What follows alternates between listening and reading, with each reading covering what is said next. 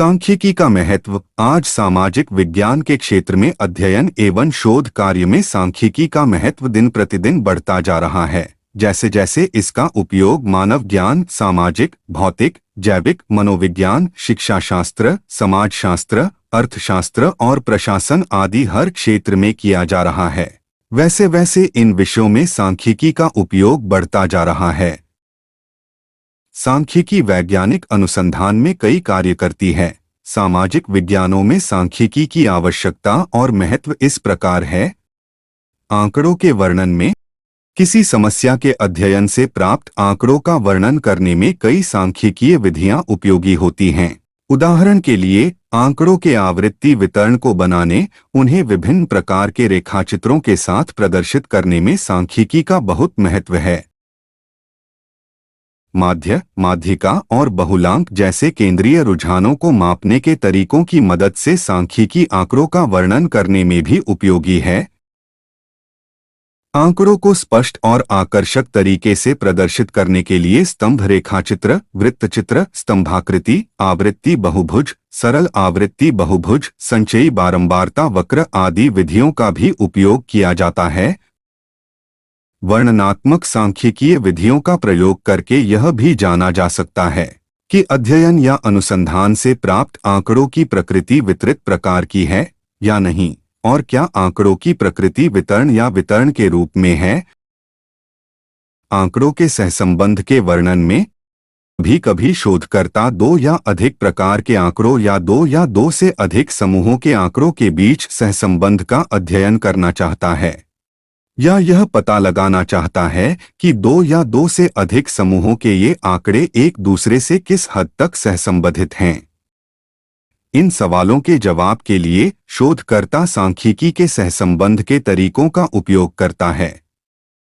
प्रतिगमन और भविष्य कथन में प्रतिगमन दो चरों के बीच का अनुपात है जो उनके संबंधित मध्यमान से घटता है। प्रतिगमन दो चरों की प्रकृति का ज्ञान भी प्रदान करता है।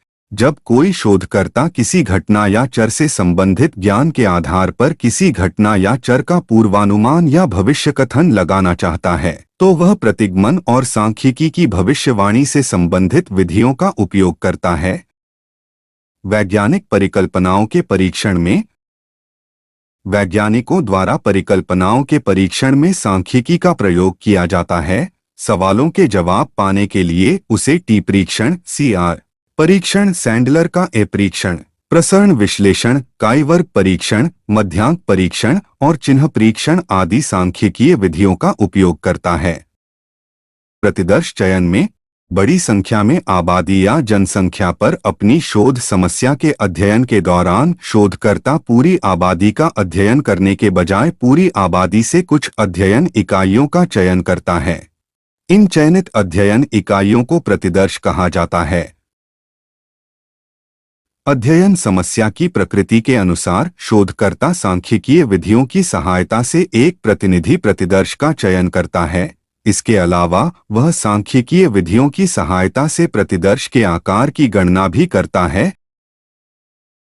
शैक्षणिक और शोध कार्य में लगभग सभी देशों में शिक्षा, पाठ्यचर्या, शिक्षण और मूल्यांकन विधियों के उद्देश्यों में परिवर्तन की मांग को पूरा करने के लिए विभिन्न प्रकार के शैक्षिक परीक्षण और शोध कार्य किए जाते हैं।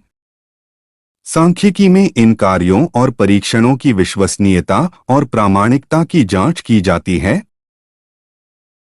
इससे न केवल त्रुटियों का ज्ञान होता है, बल्कि उनकी उपयोगिता का भी अनुमान लग जाता है। साहचर्य के आधार पर कारण कार्य संबंध में जब एक शोधकर्ता स्वतंत्र चर पर परतंत्र चर के प्रभाव का अध्ययन करना चाहता है या कारण प्रभाव संबंध का अध्ययन करना चाहता है, तो वह सांख्यिकीय विधियों की सहायता लेता है। उदाहरण के लिए, शिक्षा और आय के बीच संबंध खोजने के लिए शोधकर्ता को न केवल समूहों के बीच सार्थकता की जांच करनी होती है, बल्कि सहसंबंध की गणना भी करनी होती है। मापन और मनोवैज्ञानिक परीक्षणों में मनोवैज्ञानिक मापन और मनोवैज्ञानिक परीक्षणों के निर्माण में सांख्यिकी विधियां बहुत अधिक उपयोगी हैं। मनोवैज्ञानिक परीक्षणों के निर्माण में पदों का चयन करते समय परीक्षण बन जाने के बाद परीक्षण की विश्वसनीयता और वैधता की गणना करने में सांख्यिकीय विधियां बहुत उपयोगी होती हैं। सांख्यिकीय विधियों के उपयोग के अभाव में मनोवैज्ञानिक परीक्षणों का निर्माण असंभव है।